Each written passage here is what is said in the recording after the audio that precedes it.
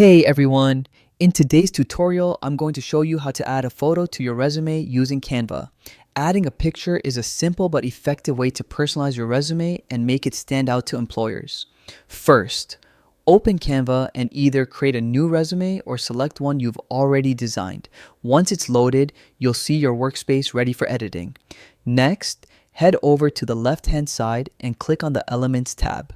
In the search bar, type frames.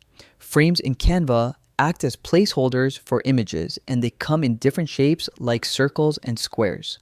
For resumes, a circular frame often looks clean and professional, so let's use that. Click on the circular frame and it'll drop into your design. Resize and move it to the spot where you'd like your photo, usually near your name or contact info.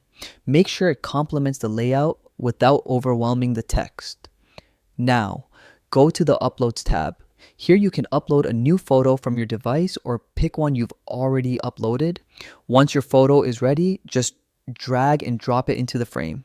Canva will automatically crop it to fit, but if you need to adjust, double-click the image and move it around until it looks just right. And that's it. In just a few steps, you've added a photo to your resume, giving it a polished and personal touch. It's a small detail, but it can really help your application stand out. Thanks for watching and happy designing.